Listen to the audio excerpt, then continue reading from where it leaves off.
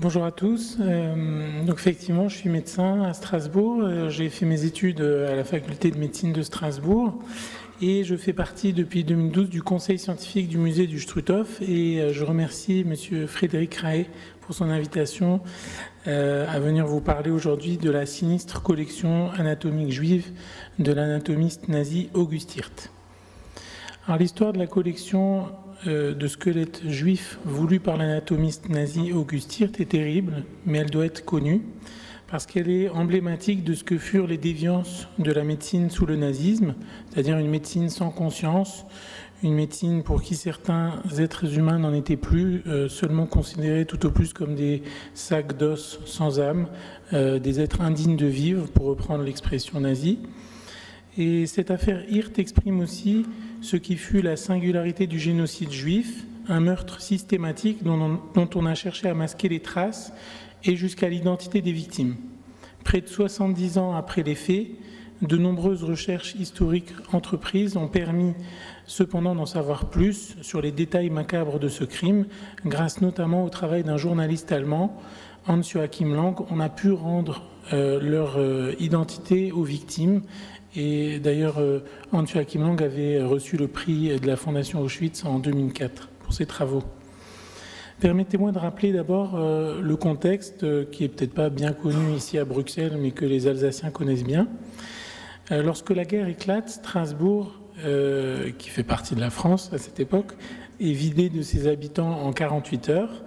La faculté de médecine, l'hôpital civil de Strasbourg sont entièrement vidés de leur matériel, des malades, etc. et sont évacués sur plusieurs villes, à Clermont-Ferrand, Clervivre, Périgueux. Et pendant plusieurs mois, la ville va être une ville fantôme où seuls quelques animaux errants se promènent.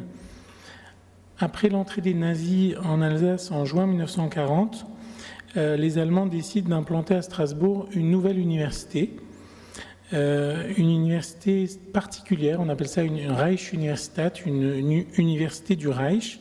C'est une université qui avait été conceptualisée par les nazis dès 1938, qui avait décidé de construire dans les territoires annexés des universités destinées à être un rempart combattant contre du Grand Reich national-socialiste, contre le monde extérieur, contre l'Occident, contre le monde slave. Et donc il y a eu 3 Reich-Universität qui ont été créées, celle de Strasbourg, une à Prague et une à Poznan.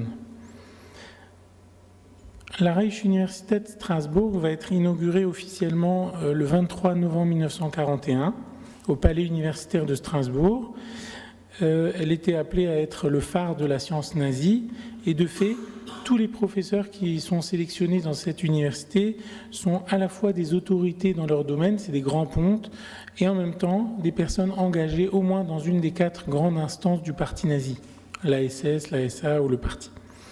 Parmi les professeurs de médecine, 3 vont laisser leur nom pour de sinistres raisons, puisqu'ils vont être impliqués dans des expérimentations criminelles. Eugen Hagen, qui était virologiste, spécialiste des virus et des bactéries, qui va faire des expériences au camp de Schirmeck et au camp du Struthof, notamment sur le typhus, sur la fièvre jaune, sur la grippe, sur l'hépatite. Il va également faire des recherches sur la pénicilline. C'est celui qui a le plus fait d'expériences. Otto Biggenbach, lui, était médecin interniste. Il va essentiellement réaliser des recherches sur un gaz de combat qui s'appelle le gaz phosgène dans la chambre à gaz du Struthof, qui vont conduire au décès de 4 personnes. Et August Hirt, qui est le plus connu, qui va être responsable de recherches sur le gaz moutarde et ce fameux projet de collection anatomique juive. Aujourd'hui, je n'évoquerai que ce dernier projet. On n'aura pas le temps de parler de toutes les expériences, mais il faut avoir en tête qu'il n'y a pas eu que des juifs qui ont été victimes des recherches médicales en Alsace. Il y a également eu des Roms et Sinti, des déportés politiques, des homosexuels, des asociaux, etc. Alors, August Hirt, quelques mots pour le présenter. August Hirt, né en 1898 à Mannheim. On a retrouvé un album de photos à lui à l'Institut d'anatomie. J'en profite pour vous mettre quelques photos. Il est le 3e enfant d'une famille de Mannheim. Son père est marchand de liqueurs Il va faire une scolarité tout à fait classique et à l'âge de 16 ans, donc en 1914, il s'engage dans l'armée allemande et il va revenir très vite blessé grièvement à la mâchoire gauche. On voit sur la photo sa mutilation, cette balafre qui va marquer tous ses futurs étudiants, qui va lui donner cet air sinistre. Il va être démobilisé et décoré de plusieurs croix de fer, croix du combattant, etc. Et à l'âge de 25 ans, il épouse Maria, voilà, avec qui il aura 2 enfants, Renate en 1925 et Rainer en 1929. Je donne leur nom parce qu'ils sont décédés, ils n'ont pas eu d'enfants. Alors, après avoir obtenu son baccalauréat en 1917, il va entamer des études de médecine à l'université d'Heidelberg. Il va soutenir sa thèse en 1922, une thèse sur le système nerveux des sauriens, c'est des reptiles. Et d'ailleurs, on a retrouvé encore récemment des coupes histologiques d'August Hirt provenant d'alligators et de caïmans, qui datent probablement de cette époque. Et puis ensuite, il va gravir petit à petit tous les échelons. D'abord assistant, ensuite prosecteur, maître de conférence, professeur extraordinaire, pour finalement devenir professeur titulaire en 1936. Il va cheminer de faculté en faculté, passant de Heidelberg, Marburg, Greifswald et finalement Francfort, où il sera directeur de l'Institut en 1938. Il est surtout connu en Europe pour ses travaux sur la microscopie intravitale qu'il va mener avec un pharmacologue juif qui s'appelle Philippe Ellinger.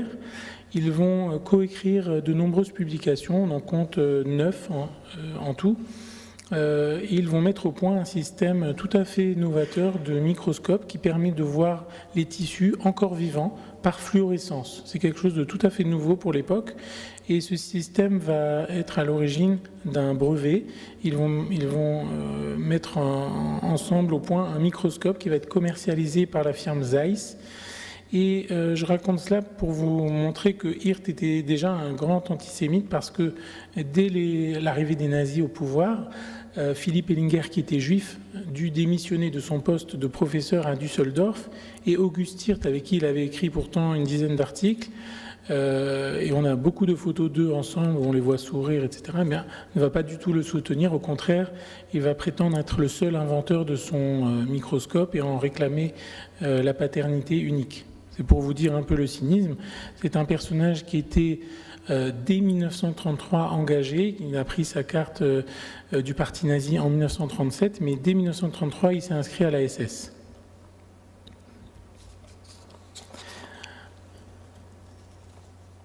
Alors, maintenant, il nous faut revenir à un moment très particulier qui est l'inauguration de l'université nazie de Strasbourg, qui a eu lieu le 23 novembre 1941.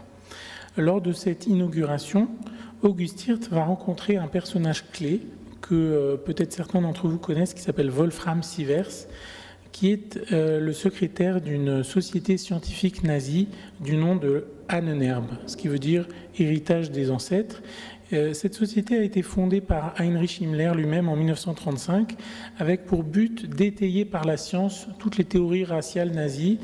Et donc, cette société va financer toute une série de programmes de recherche archéologiques, anthropologiques, etc. Et ce personnage va rencontrer August Hirt lors de cette inauguration.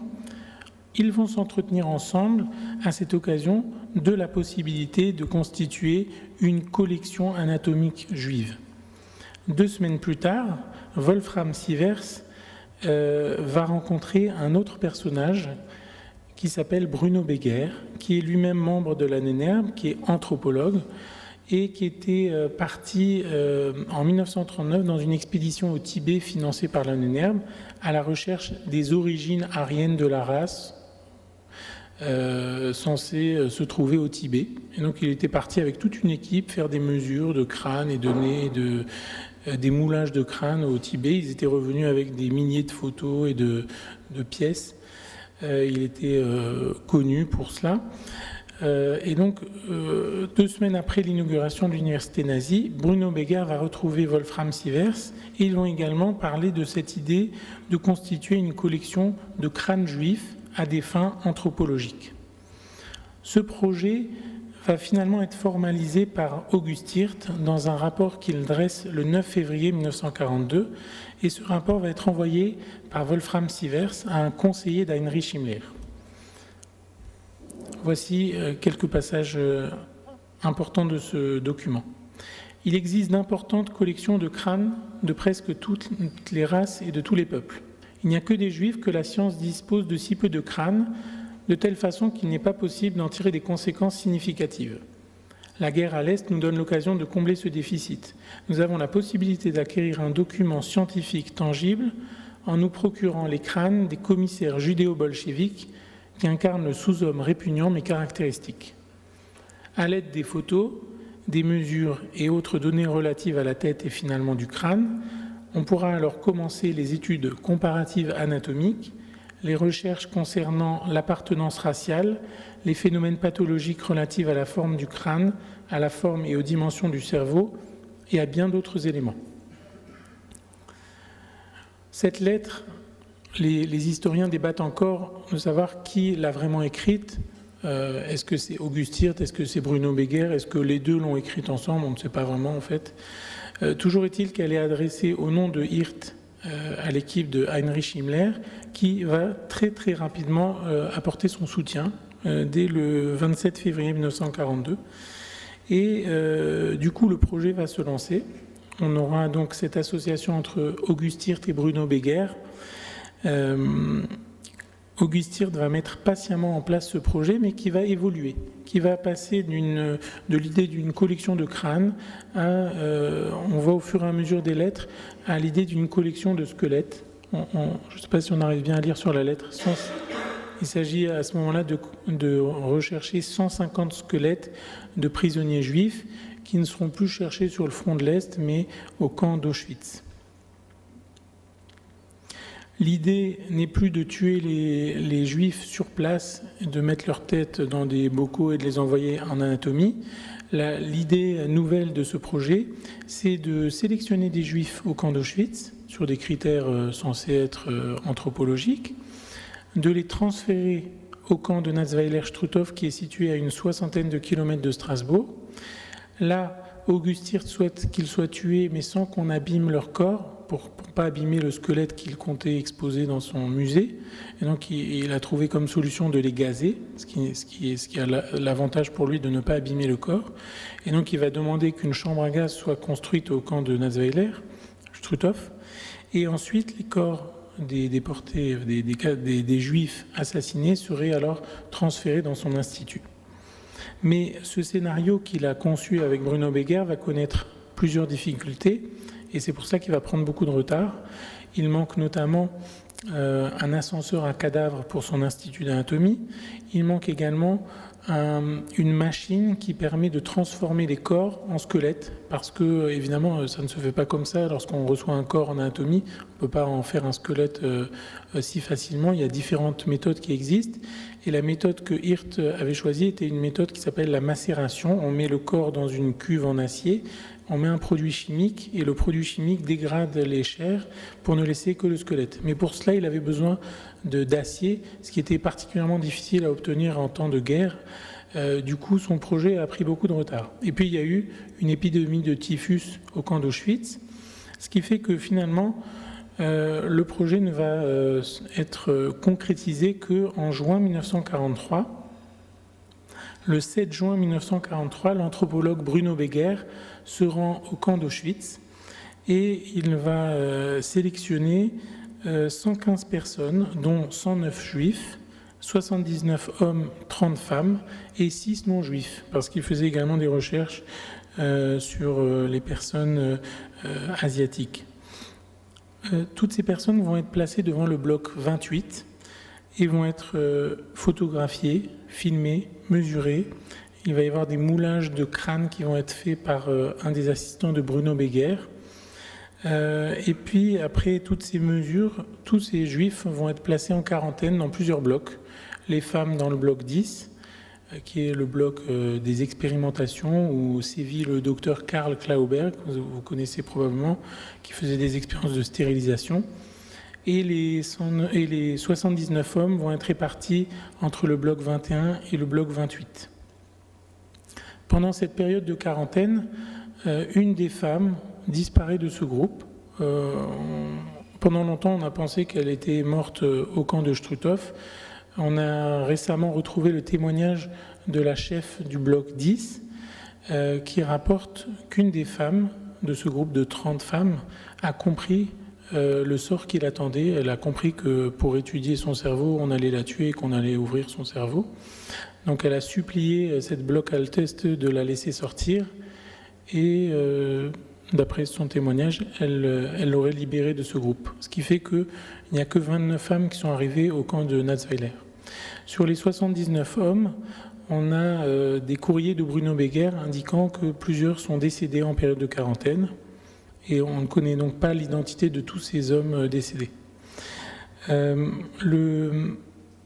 Le 15 juillet 1943, donc un mois et demi après leur sélection et leur mise en quarantaine, les 89 juifs qui restent de ce groupe de 109 juifs initiaux, donc il y a 20 qui ne sont déjà plus dans ce groupe, vont passer un test pour voir une prise de sang, pour voir s'ils sont atteints du typhus. Et ce test est très important parce que c'est un document qui existe encore dans les archives aujourd'hui et qui a permis de retrouver l'identité de ces victimes. Voilà pourquoi je le mentionne. Finalement, le 30 juillet 1943, c'est-à-dire presque 2 mois après la sélection des Juifs pour ce projet de collection anatomique, ces 89 Juifs vont être mis dans un train à destination de l'Alsace, à destination du camp de Natzweiler-Struthof. Le camp de Natzweiler-Struthof est un camp situé à une 60aine de kilomètres de Strasbourg. C'est le seul camp de concentration qui a été bâti sur l'actuel territoire français. Sa création fut décidée en 1940 en raison de la proximité d'une carrière de granit, comme ce fut le cas d'autres camps, par exemple Grossrosen ou Flossenburg. C'est un camp qui a été construit à proximité d'un hôtel qui s'appelait l'hôtel du Struthof, où d'ailleurs furent logés les premiers déportés. Et ce n'était évidemment pas un camp d'extermination comme à Auschwitz ou à Belzec ou Sobibor. C'était un camp de concentration où les détenus et déportés mouraient par le travail, la faim, etc. Et donc, en raison de ce projet et d'autres expériences liées à l'Annenherbe, il fut demandé au commandant du camp de construire une chambre à gaz. Et c'est la salle de danse de l'hôtel qu'on voit sur cette vue aérienne. On voit l'hôtel en bas et juste en face, il y a une petite salle BW10 qui était la nomenclature nazie, qui était en fait une salle de société, une salle de bal où les gens venaient danser avant la guerre. Et bien c'est dans cette salle que va être aménagée une toute petite pièce hermétique qui va servir de chambre à gaz.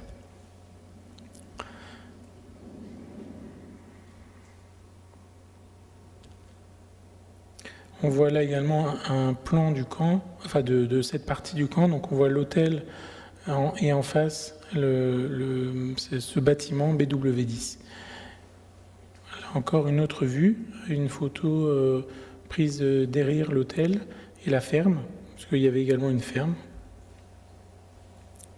Alors lorsque les 86 Juifs arrivent au camp, ils ont passé 3 jours dans le transport, ils arrivent le 2 août 1943. Il n'y a plus que 86 Juifs. Et selon un témoignage d'un SS, 3 Juifs ont été retrouvés morts dans le train. Et ces 86 Juifs vont être placés dans une baraque à l'isolement, qui est la baraque numéro 10. Selon le commandant du camp, August Hirt lui avait demandé d'édifier cette chambre à gaz, même si on n'a retrouvé aucun document concernant cette demande, mais on sait par le biais de témoignages que la construction de cette chambre à gaz démarra déjà à l'automne 1942, il avait déjà anticipé cette issue, et c'est tout d'abord une firme civile, la firme Ernst Köhler, qui était une firme alsacienne qui était basée dans le village juste à côté, qui fut chargée d'aménager des cloisons dans ce bâtiment. Puis ensuite, des déportés eux-mêmes furent chargés de construire la chambre à gaz elle-même en dressant des partitions à l'intérieur d'une pièce du bâtiment. Donc là, vous avez une vue de la porte de la chambre à gaz. C'est une toute petite pièce de 20 cm3 qui se ferme hermétiquement. Elle est recouverte de dalles en faïence blanche. Elle mesure 3,10 m sur 2,75 m. Au plafond, il y avait une ampoule électrique protégée par une grille qui permettait au commandant du camp d'observer avec une lumière ce qui se passait à l'intérieur de la chambre à gaz. On avait sur le mur un petit regard qui permettait là également au commandant du camp, lorsque la porte était fermée, de pouvoir continuer à observer la situation à l'intérieur de la chambre à gaz et de voir si les déportés étaient décédés. Et dans ce même bâtiment, il y avait également d'autres pièces, une salle avec 3 cuves et d'autres salles, les salles des bacs, salles de stockage, où les nazis entreposaient des vivres avant que ce bâtiment soit transformé en chambre à gaz. Bon. On passe sur le grenier. La première évocation de la chambre à gaz dans une archive apparaît dès avril 1943. On a un échange de courrier entre Wolfram Sievers, le secrétaire de l'Ahnenerbe, et le commandant du camp Natzweiler. Et dans une lettre tapée du sceau secret en haut, Geheim, Wolfram Sievers demande quand est-ce que la GZEL, la cellule G, la chambre à gaz, sera-t-elle prête? Et Joseph Kramer de répondre qu'elle est déjà prête et qu'elle a une contenance de 20 cm3. On a également une trace beaucoup plus explicite encore dans le livre des travaux du camp de Natzweiler qui mentionne la Gazraum dès le 17 avril 1943 avec des travaux sur le ventilateur extérieur qui avait été posé à ce moment-là pour évacuer les gaz de cette pièce. Je reviens donc à nos 86 juifs. À leur arrivée au camp de Natzweiler, les 86 juifs et juives ne furent pas immatriculés. Ils ne reçurent pas de numéro comme les autres déportés, mais bureaucratie allemande oblige, leur arrivée fut quand même consignée dans plusieurs documents, notamment dans le carnet d'appel du bloc Führer pour la journée du 1er au 2 août. On voit que 86 personnes sont entrées, dont 29 femmes et 57 hommes. On a également le rapport des prisonniers pour la semaine du 7 août qui mentionne l'arrivée de 86 personnes. Donc on a énormément de preuves de cette arrivée. On sait également que pendant cette semaine où ils sont arrivés, à partir du 2 août 1943, la chambre à gaz a été aménagée pour en faire un lieu de domicile, puisqu'elle ne servait auparavant que de pièces étanches qui permettaient de faire inhaler des gaz à des personnes, mais elle n'était pas adaptée pour assassiner des gens. Et donc il a fallu faire des travaux pour en faire un lieu d'assassinat. Et pendant cette période, les 86 juifs ont été mis dans cette baraque à l'isolement, mais on pense qu'il y a eu des expériences qui ont été faites sur les hommes. On suspecte qu'il y a eu des expériences d'injection de produits dans leurs testicules à visée stérilisante. Donc les 86 juifs vont être gazés en 4 fois, entre le 11 et le 19 août 1943, toujours par petits groupes. Ça va se passer le soir. Le commandant du camp va vider le périmètre de tout habitant. Il y a juste le fermier qui habite encore dans sa ferme et qui a pu apercevoir quelque chose, ainsi qu'un civil dont je vais vous rapporter le témoignage, qui livrait les patates au camp de Natzweiler tous les jours et qui entendit ce jour-là les déportés dire qu'il allait se passer quelque chose dans le bâtiment de la chambre à gaz. Et donc, ce livreur de patates va assister à cette opération et raconte ceci. Dans la journée du 10 août 1943, alors que je circulais dans le camp, les internés m'ont fait savoir que quelque chose d'anormal devait avoir lieu dans la soirée et qu'ils pensaient que des femmes devaient être asphyxiées dans la chambre à gaz qui avait été construite par les SS eux-mêmes quelques mois auparavant. Je prévins le fermier Idou, vers 6 heures du soir de ce que j'avais entendu dire, puis j'ai décidé de demeurer dans les écuries. Les écuries, c'était un petit local qui était situé juste à côté de la chambre à gaz. Je décidai de demeurer dans les écuries une partie de la soirée et de la nuit pour surveiller ce qui allait se passer. Je me mis donc en observation dans les écuries, dont une fenêtre donne sur la chambre à gaz, et vers 8h30 du soir, j'ai vu arriver une voiture de luxe qui stoppa à proximité de la chambre à gaz. Quelques instants plus tard, venant du camp, une camionnette des SS stoppa à son tour devant la chambre à gaz. 18 femmes en descendirent. Elles étaient toutes habillées et paraissaient jeunes. Elles furent conduites dans la chambre à gaz. Elles entrèrent par la porte de couleur verte qui se trouve au-dessous de la cheminée d'aération sur la gauche. Une d'elles refusa de rentrer, se débattit, s'accrocha même au cou de Dreher. Kramer, qui se trouvait à côté du SS Dreher, sortit son revolver et l'abattit d'une balle. Je n'ai pas remarqué l'endroit où la victime fut touchée, elle fut laissée sur place. Au bout de quelques minutes, j'ai entendu des cris perçants, provenant de la chambre à gaz. Ces cris durèrent environ 1 minute. Puis au bout d'1 heure environ, les corps de ces femmes complètement dévêtues furent chargés pêle-mêle dans la camionnette et celle qui avait été abattue par Kramer fut chargée habillée sur les autres corps. Après les opérations de gazage qui se déroulaient le soir, les corps étaient entassés dans la camionnette cellulaire, le fourgon cellulaire du camp, et le lendemain des meurtres, les corps sans vie des victimes juives étaient acheminés jusqu'à l'Institut d'anatomie de Strasbourg, tôt le matin par un des SS du camp. Auguste Hirt attendait avec impatience ces livraisons et avait annoncé à son préparateur en chef, Otto Bong, « Ils tomberont comme des mouches ».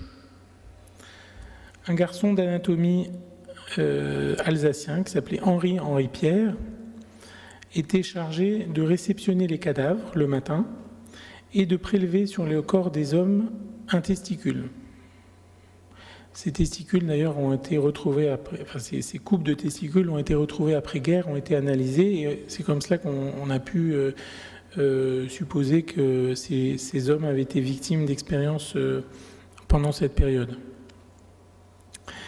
Et donc ce garçon d'anatomie alsacien, Henri Pierre, est très important parce qu'il va comprendre que ce ne sont pas des livraisons de corps comme il a l'habitude d'en voir, des corps de prisonniers soviétiques qui arrivent dans un état d'amaigrissement, qui arrivent squelettiques, morts de faim et de froid et de maladie.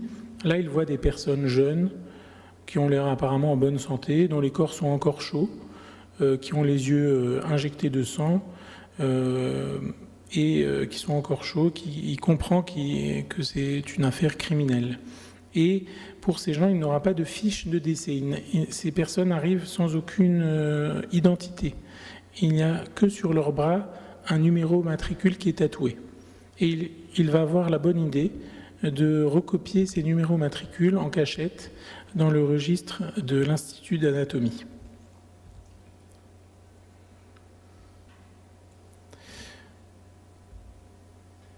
Les corps vont être conservés dans l'alcool et vont rester intacts pendant près d'1 an.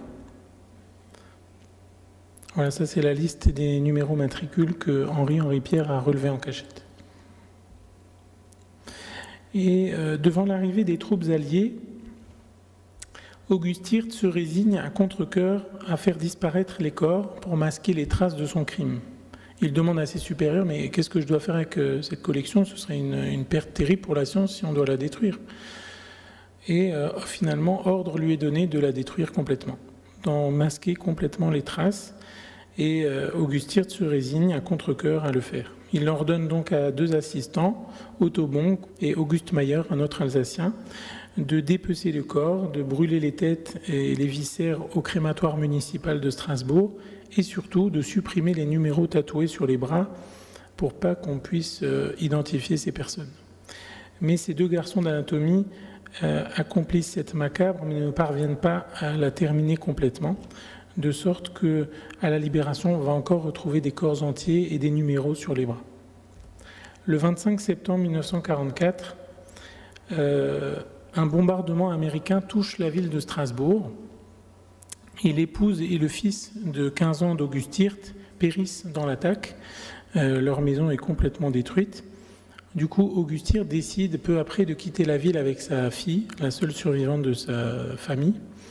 Et avant de s'enfuir, Auguste Hirt menace tous ses assistants, tous ses employés. Il leur dit qu'il faut le suivre en Allemagne, celui qui ne le suit pas sera fusillé. Et il charge Henri Pierre, cet assistant alsacien en qui il avait grande confiance, de charger sa secrétaire, Otto Bong, etc., ses différents assistants, de les conduire en Allemagne le jour où les Alliés arriveraient. Finalement, le 23 novembre 1944, les troupes de la 2e division blindée sont accueillies en héros dans les rues de Strasbourg. Henri Pierre était censé ramener tous les assistants d'Auguste Hirt ce jour-là en Allemagne, mais il avait saboté la voiture de l'Institut, et lorsqu'il fit semblant de mettre la clé sur le moteur, la voiture ne démarra pas. Et finalement, il put être libéré par les Alliés. Une semaine plus tard, le 1er décembre 1944, un photographe militaire de l'armée française, qui s'appelle le commandant Raphaël, va se rendre à l'hôpital civil de Strasbourg et va découvrir dans les cuves de l'Institut d'anatomie une montagne de cadavres et de morceaux de cadavres. Et grâce au témoignage d'Henri Pierre, il va tout de suite comprendre qu'il y a là quelque chose de tout à fait criminel. Il va alerter sa hiérarchie, ce qui va conduire à l'ouverture d'une enquête. En premier, ce seront les services secrets français, la DST, qui va être en charge de cette enquête et qui vont très vite passer la main à la police et à la justice militaire.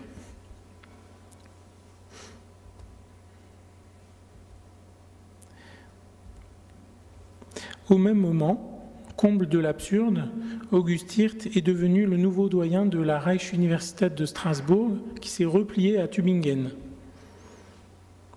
Alors qu'en France, on commence à enquêter sur ces crimes, Auguste Hirt remplit ses nouvelles fonctions avec sérénité et il occupe ce poste de doyen pendant plusieurs mois avant finalement de prendre la fuite en Forêt-Noire en avril 1945. Un agent secret français est envoyé à ses trousses, mais il revient bredouille. Il a réussi à interroger sa secrétaire, il retrouve sa fille, mais personne ne sait où est passé Auguste Hirt. Des années plus tard, on apprendra qu'en fait, Auguste Hirt avait trouvé refuge chez un garde forestier au chemin du Karlsgut et qu'un jour, comprenant que ses crimes étaient connus, il lui a emprunté son revolver et s'est suicidé d'une balle dans le cœur. Un historien américain prétend même que les services secrets israéliens seraient venus après-guerre déterrer son corps pour être sûr qu'ils n'avaient pas mis en scène sa mort. Si la procédure judiciaire ne parvint jamais à retrouver Auguste Hirt, elle permit cependant d'en savoir plus sur les victimes d'Auguste Hirt. Le premier juge d'instruction français, qui s'appelait Raymond Jadin, ordonna en 1945 l'autopsie des corps et des morceaux de corps qui furent retrouvés en anatomie. Et 3 médecins légistes français furent désignés pour faire cette autopsie. Dans leur recensement, les médecins légistes indiquèrent avoir retrouvé 17 corps entiers, non dépecés, dont 3 femmes, ainsi que 225 quartiers de corps, représentant au moins 27 corps de femmes et 37 corps d'hommes. 17 numéros matricules tatoués sur les avant-bras furent relevés et consignés dans le rapport d'autopsie de 77 pages. Ce rapport fut remis en 1946 et il va servir lors de l'instruction du procès des médecins qui avaient expérimenté au camp de Natzweiler-Struthof. Comme je vous l'ai dit, Auguste Hirt s'était suicidé, mais la justice française ne le savait pas. Et elle continua à le chercher et elle le jugea finalement par contumace en décembre 1952. À l'époque, les journaux écrivirent que Auguste Hirt s'était caché en Suisse ou en Amérique du Sud. Enfin, il y avait tout un tas de rumeurs. On ne savait pas du tout qu'il s'était suicidé 7 ans auparavant. Et il fut condamné à mort lors de ce procès. Il faut savoir qu'après le procès, cette affaire tomba quelque peu dans l'oubli. Et finalement, ce sont les négationnistes qui le remirent en lumière à la fin des années 70. C'est un effet paradoxal des négationnistes, c'est que quand ils se penchent sur quelque chose, les universitaires viennent les contredire en faisant des études plus sérieuses.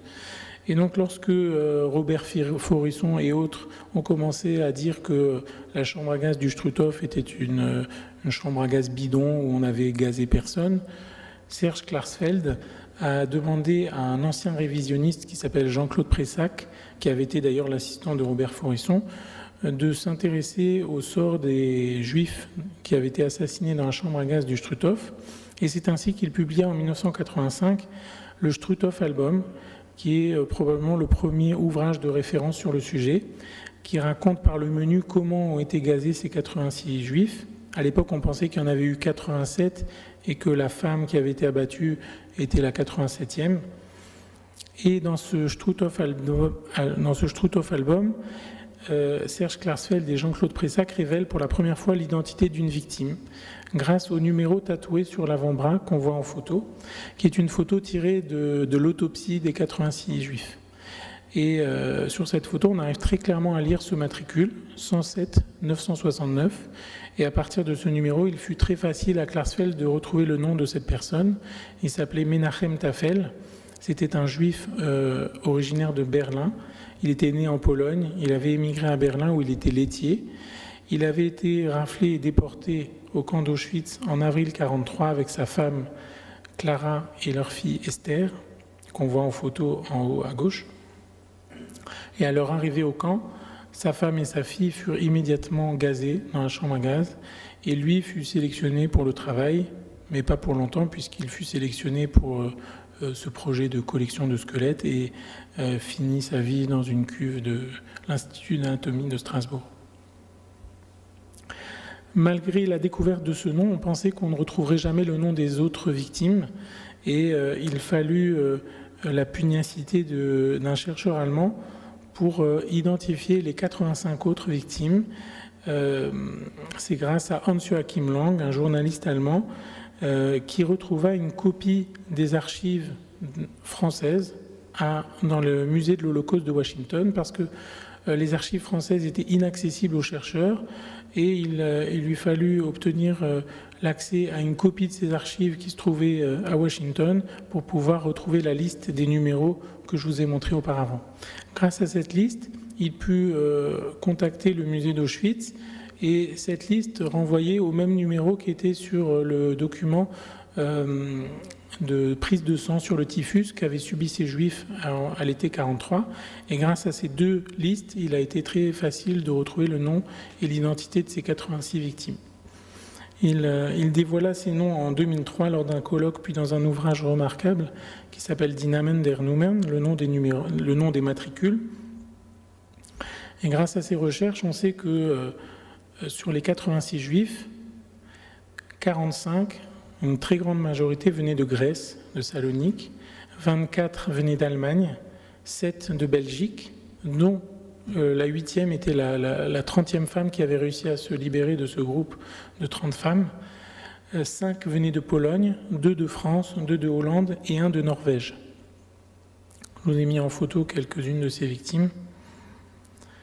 Si peu d'éléments sont connus sur les victimes grecques, on connaît très peu de choses sur elles, on n'est même pas sûr de leur date de naissance. Il a pu être possible de déterminer le parcours de certaines victimes avec précision. C'est le cas par exemple de Jean Kotz, qui était une des 2 victimes françaises, qui était un fils d'immigrés russes arrivé en France en 1910. Jean Kotz était né en 1912 à Paris. Il vivait avec sa mère, Lucie, sa sœur Renée, qui était divorcée, qui avait un petit garçon, Alexandre, et son frère Léon. Avant-guerre, Jean Kotz était employé dans un journal qui s'appelait L'Illustration. Et en septembre 1941, la concierge de leur immeuble, Marguerite Lapôtre, dénonça la famille auprès de la police. J'ai retrouvé cette lettre de dénonciation, je vous l'ai mise. Elle indiqua à la police que la famille Kotz se livrait au marché noir et déployait une certaine activité politique au sein du mouvement communiste. Dans son rapport, le commissaire de police indiqua que les assertions de Madame Lapôtre pouvaient être considérées comme une tentative de vengeance parce que la famille Kotz avait signé 3 pétitions demandant son congédiement de la loge. Vous voyez l'ambiance. Néanmoins, la police diligenta une enquête sur les Kotz et ne trouva rien à redire. La mère s'était bien conformée aux ordonnances en vigueur concernant les Israélites et les 2 fils, Jean et Léon, avaient été mobilisés en 1940 dans l'armée française et ne se trouvaient plus à Paris. Finalement, Jean Kotz fut arrêté le 16 janvier 1943, raflé, Il fut interné à Drancy, puis ensuite à Beaune-la-Rolande, puis ensuite à nouveau à Drancy, comme vous le voyez sur le document à gauche. Et finalement, il fut déporté le 25 mars 1943 à destination du camp de Sobibor. Mais, et ça c'est quelque chose d'assez exceptionnel, il réussit à s'évader de ce transport avec 12 autres déportés, près de Darmstadt. Mais hélas, il fut repris le 19 avril 1943 avec ses camarades de souffrance et il fut déporté depuis Francfort jusqu'au camp d'Auschwitz, où il arriva le 30 avril 1943. À son arrivée, il reçut le numéro de matricule 119 628 et peu de temps après, il fut transféré à l'hôpital des prisonniers du camp d'Auschwitz pour un problème intestinal. Quelques semaines plus tard, il fut sélectionné par Bruno Beger pour faire partie de cette collection de squelettes. Transféré au camp de Struthof, il fut gazé et il fut assassiné en août 1943. Ses restes reposent désormais au cimetière juif de Cronenbourg, près de Strasbourg. En 2006, nous avons retrouvé le neveu de Jean Cotz, Alexandre, qui avait survécu à la guerre, mais il venait de mourir un mois plus tôt. En 2011, nous avons retrouvé le frère de Jean Cotz, Léon Cotz, qui avait cherché dans les années 50 à retrouver la trace de son frère, qui avait disparu dans les affres de la guerre. À 92 ans, il ignorait l'histoire de la collection de Hirt pour laquelle son frère avait péri. Et ce récit de la vie de Jean Cotz est sans doute emblématique de ce que les Juifs ont subi pendant la Seconde Guerre mondiale. Les lois anti-juives, les dénonciations, les arrestations, les internements, les déportations, les expérimentations humaines, l'extermination par le gazage et jusqu'à la destruction des traces de leur existence. Grâce à l'action d'un cercle qui s'appelle le cercle Menachem Tafel, du nom de la première victime qui a été identifiée, et de son président Georges Federman, de nombreuses plaques ont pu être apposées à Strasbourg, notamment au cimetière de Cronenbourg où les victimes reposent, dans la chambre à gaz du Struthof, où on a pu mettre une plaque avec le nom des 86 juifs, mais surtout devant l'Institut d'anatomie, où cela fut le plus difficile à obtenir, du fait de réticences non masquées de certains membres du corps universitaire strasbourgeois, à l'exception de quelques figures courageuses, cependant. Le 12 mai 2011, le maire de Strasbourg inaugura le quai qui longe l'hôpital de Strasbourg et lui donna le nom de quai Menachem Tafel. Il n'y avait personne de l'hôpital qui est venu à l'inauguration. Et finalement, le 26 avril 2015, le président de la République française, François Hollande, a inauguré 2 nouvelles plaques à la mémoire des 86 juifs assassinés et des 4 Roms morts au cours des expériences sur le phosgène dans cette chambre à gaz. C'était la première fois qu'un président français s'arrêtait devant la chambre à gaz du Struthof. Actuellement, il y a un projet de renouvellement muséographique de ce bâtiment qui comporte uniquement 2 posters qui sont datés. Et une nouvelle exposition va ouvrir l'année prochaine dans ce bâtiment pour mieux expliquer aux visiteurs l'histoire de ce lieu tragique. En juillet 2015, des restes de ces victimes ont été retrouvés à l'Institut de médecine légale de Strasbourg dans des bocaux et ils ont été enterrés avec les autres corps au cimetière juif de Cronenbourg. Cette découverte a permis la création d'une commission historique au sein de l'Université de Strasbourg pour que lumière soit faite sur cette période. Autant d'événements pour perpétuer le souvenir de ces victimes, d'expérimentations humaines d'Auguste Hirt et de ses confrères, ces victimes qui sont nos semblables et que nous pourrions devenir si à notre tour nous ne restons pas vigilants à l'égard du racisme, de l'antisémitisme et des limites de l'expérimentation humaine. Je vous remercie pour votre attention.